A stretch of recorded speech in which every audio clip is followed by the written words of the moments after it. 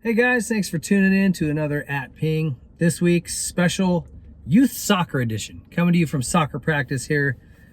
I gotta be here with my kids, and I'm trying to kill two birds with one stone. So we're gonna knock this out. First email coming in from Fred L, and it's about energy drinks. Hey Ping, I'd love to hear your thoughts on the whole energy drink involvement with motocross. I'm a health and PE teacher and use motocross here and there in regards to nutrition and fitness when teaching my kids. I have a like-hate relationship with energy drinks because we need their sponsorship and support to carry the sport.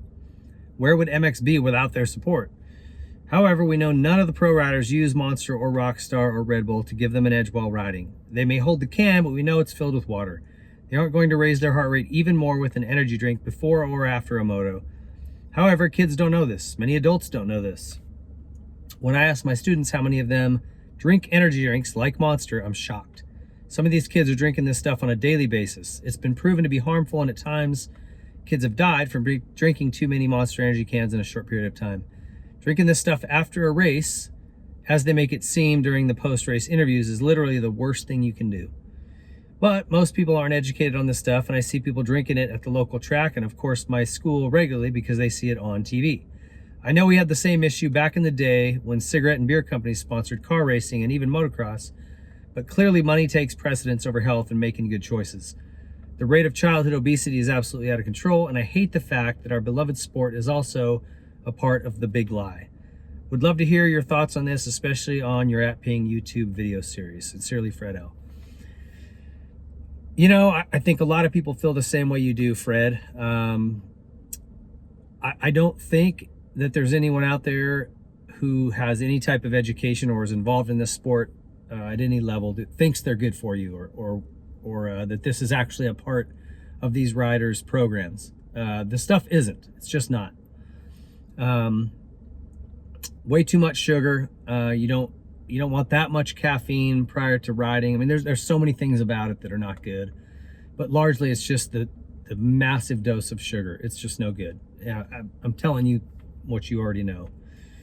But again, if you pull out Monster, Red Bull, Rockstar, etc., completely out of our sport, that's a big problem. Our sport would shrink significantly. So what do? You know, I think that all we can do is try to educate the folks that are involved with riding and racing, make sure that they know. And I mean, I'm not here to say you can't have one. Shoot, at the fire station, if I'm going on no sleep for several days, we drink them once in a while.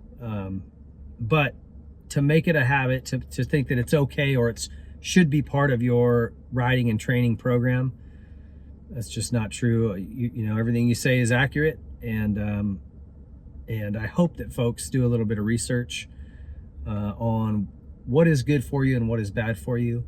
There's a lot of great resources out there if you don't know that information. I can't recommend strongly enough CoachRob.com. Coach Rob Beams is so good. His website and page, it's totally free. You can go on there and find so many good articles about nutrition, about sleep, about adrenal fatigue, about training, about hydration, you name it. It's all on there.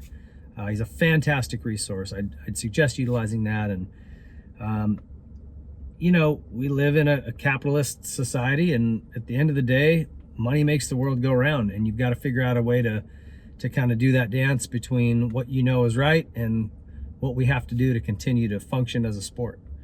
And I wish we didn't have to kind of flex and bend with our integrity at all, but that's just the way the world works sometimes. So anyway, if you've got any better sponsors you can bring to the table that are healthy options, some type of organic food company or something like that, let us know. I'll connect you with some good agents in the sport.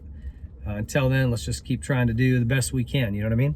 All right, our next question comes in from TJ Wascom.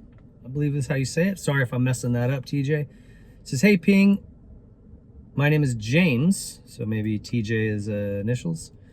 My name is James, longtime fan. Over the years, tracks have named jumps or sections after famous racers. Example, Henry Hill, Bradshaw Boulevard, Holy Schmidt, Laraco's Leap, etc. Is there a section or jump you loved or hated at a certain national when you were racing? The first one that comes to mind for me is Screw You.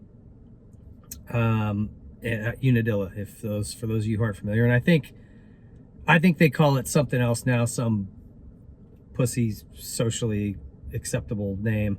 It's called Screw You. It drops straight down, super steep, does a 180 and climbs right back out. And it was always just a really fun section, because if you could manage to get up on somebody as you came down, you had so many options. Just because of the terrain, you could go kind of beeline down the inside and try to make a block pass. Or if they anticipated that and they were covering that inside, then you'd swing way to the right and square it up and then just get a better run up the hill at them. Because if they went down the inside, they weren't going to be able to carry much momentum.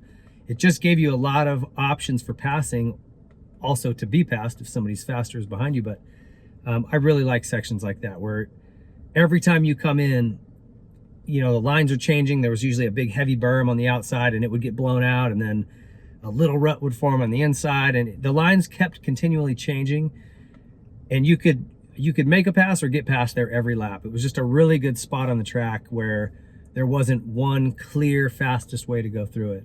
And for that reason, I always dug it. There was also there were several things up there at Unadilla that just were fun obstacles. The corkscrew, which got taken out, super fun.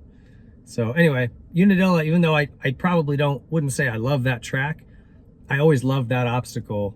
And even though it wasn't named after a racer, it's one of those famous track obstacles that to me is historic. You know, they've been running that thing for so many years. Every legend of the sport's been down it.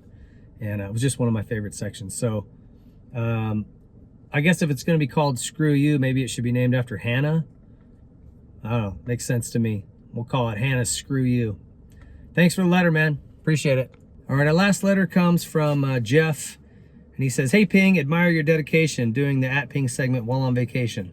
Wow. Laughing because the last one I watched, you reminded me of Cameron Diaz and Something About Mary with the hair gel. Love the Whiskey Throttle Show.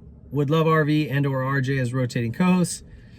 My question, do you think Feld/Supercross splitting from FIM will be better for the sport or worse? What kind of changes do you think we'll see? Thanks, Jeff in PA. First of all, I don't know what was going on with my hair that day. I got a fresh haircut and it was pretty spiky. I don't know what to tell you. It did look a little bit like Cameron Diaz, so I'm not sure what to tell you on that one. As far as the sport, I think that this is a great move. I think that the FIM had no business sticking their fingers into American racing at all. It was just a bad situation from some business deals that transpired, and we kind of got stuck with them, to be real honest with you. So I think it's going to be nothing but good news from here on out. We don't have to deal with WADA anymore. Those guys ruined a handful of careers or put the hurt on several of them. And I don't think we'll have to deal with that anymore.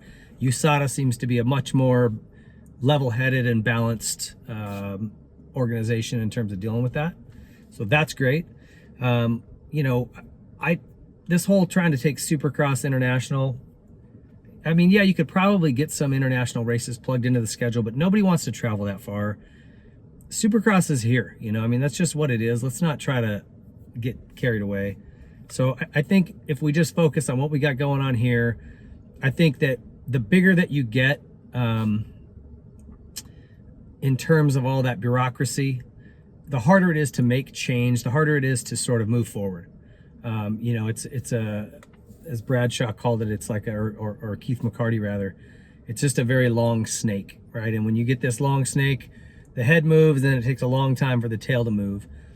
And I think that the more we can tighten that up and get rid of these organizations that have their own sound rules and fuel rules and all this bull crap that we had to adopt and adjust to, let's get rid of that and get back to just doing what works here for us. And so for those reasons, hopefully we can simplify some of these results, get rid of or rules, get rid of some of the crap that doesn't make sense for us, and just move forward as a sport here in America. And if other countries, you know, if MXGP wants to follow suit or not, who cares? You know, they can do what they want. That's their own deal. So end of the day, I'm not sure what changes we'll see. They may just kind of leave it alone. I hope they go in and have a good look at some of the things that changed because the FIM came in, and they pare back some of the baloney that doesn't really work for us, doesn't matter for us. So we'll see. At the end of the day, now it's a smaller group that gets to make the decisions. They've got some more flexibility, and hopefully they do that, make some changes to better our sport. So if not, I'm sure everyone will just blame the AMA and we can all move on with our lives. That's what people seem to do. Hey, thanks for the letter. I appreciate it, Jeff. Stay safe back there in PA. And thank you guys for all sending in letters. As always, shoot in some video questions and we'll post them up. You can ask them yourself. All right. Thanks for writing in. See you next week.